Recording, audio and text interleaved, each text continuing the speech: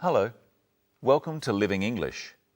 Today, we're going to find out about words which describe how people do things. We'll also look at giving advice. First, here's today's episode of our drama.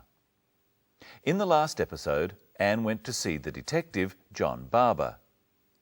He told her that he hadn't found her brother, but there was a letter. Her brother's university professor has the letter, and now Anne is on her way to talk to the professor. She's going there by bus.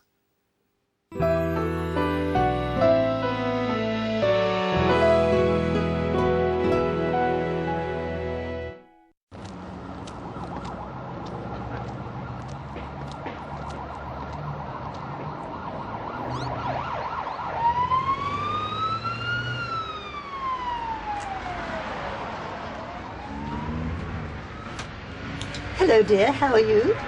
Very well, thank you. Are you sure? Is anything wrong? No, I'm fine. I watched you walking. You walk sadly. I'm old. I walk slowly, but you walk sadly. Well, I do have a problem. Not too serious, I hope. I don't know. I hope not. Worrying doesn't help, my dear. Think positively, it helps. Do something. Take action. You'll be all right. I hope so. Thank you. Where are you from, dear? Singapore. You speak English very well. Thank you. Sometimes when people speak very quickly, I can't understand. Don't worry, I speak slowly. And I see badly these days. What number bus is that, dear? It's 190. At last. It was nice talking to you. You too.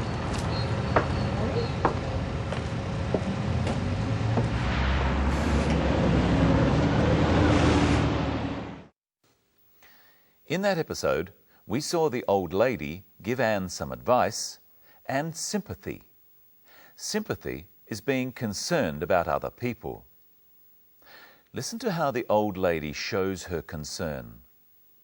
First, she finds out if something is wrong. Hello, dear. How are you? Very well, thank you. Are you sure? Is anything wrong? She calls Anne dear. Usually, we only call children dear, but old people often call young people dear. Anne is polite and says that she's very well. Is anything wrong? No, I'm fine. She says that she's fine.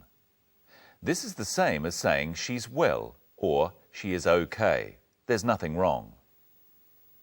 Try saying it with her. Is anything wrong? Is anything wrong? No, I'm fine. The old lady doesn't believe her, and Anne admits that something is wrong. Well, I do have a problem. Notice that Anne says, I do have a problem, not just, I have a problem.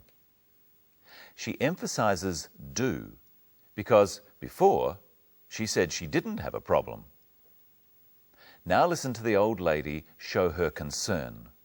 Not too serious, I hope. She could have said, I hope it's not serious. Listen to Anne's reply. I don't know. I hope not. Notice that Anne says, I hope not. We say not after hope instead of saying don't before it. For most verbs, such as know, think, or say, we say don't before them if they are negative. Listen to Anne again. I don't know. I hope not. I don't know, and I hope not. Say the negative of these. I say. I don't say. I think. I don't think. I understand. I don't understand. I hope. I hope not. Now listen to the advice the old lady gives Anne. Worrying doesn't help, my dear. Think positively, it helps. Do something, take action. You'll be all right. She tells Anne to think positively. She means to think that good things will happen. Words that tell us how we do something are called adverbs. Doing words, such as think, are verbs, and words such as positively, that say how we think, are adverbs. Listen for the adverbs in this clip. I watched you walking. You walk sadly. I'm old. I walk slowly, but you walk sadly. The adverbs are sadly and slowly. They mean that Anne walks in a sad way and that the old lady walks in a slow way. We often add a ly sound to adjectives, the words that describe things. You can say that a snail is slow and that it moves slowly. Listen for 3 ly adverbs in this clip. Sometimes when people speak very quickly, I can't understand. Don't worry, I speak slowly. And I see badly these days. Quickly, slowly, and badly. People speak quickly or they speak slowly. She sees badly. Now it's your turn to try some of these ly adverbs. He is quiet. He speaks. He speaks quietly. She is loud. She speaks. She speaks loudly. She is happy. She walks. She walks happily. His thoughts are negative. He thinks. He thinks negatively. Not all adverbs have this ly sound. See if you can work out which is the adverb in this clip. You speak English very well. It's well. She speaks English very well. Well is the adverb formed from the adjective good. And here's someone else who speaks English very well. Michelle Crowden. Thank you. Hello, everyone. What have you got today? A pack of cards. I want you to build a house of cards. Okay. Tell the viewers how you're building it. Listen out for any adverbs Brenton uses. I'm building it slowly and carefully. If I built it quickly, it would fall down. There. You used 4 adverbs. Do you know what they were, Brenton? Slowly, carefully, and quickly. What's the other one? You said that if you built the house of cards quickly, it would fall down.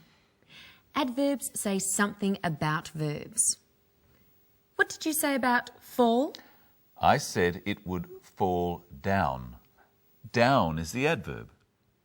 Adverbs say how, when, and where things happen. They also say how well you do something, if you're bad at it or good at it. You're good at English. Yes, I speak English well. Listen again to the old lady at the bus stop telling Anne how well she speaks English, and then say it with her. You speak English very well. Very well. Remember that we use very with adjectives to mean more than. We also use very to do the same thing with adverbs. Listen again to Anne. Sometimes when people speak very quickly, I can't understand. She can't understand when people speak very quickly. Let's look again at adverbs. How did Brenton build the house of cards? Slowly and carefully. How is this man walking? Very slowly and carefully. Let's have a look at someone playing the violin. It sounds beautiful. How does she play? She plays beautifully. What's your violin playing like, Brenton? My violin playing is bad. How does he play? He plays badly. How well do you play, Michelle? I had lessons when I was younger. I play fairly well, but not as well as the woman we saw. How well does the woman we saw play? She plays very well. Give us a demonstration of your violin playing, Brenton. Oh. Okay.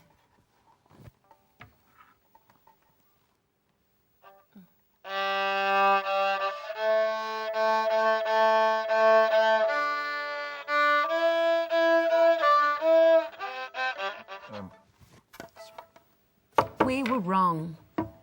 You play very badly. Thank you, Michelle. Now think about how well you play the violin. If you're very good, you play very well.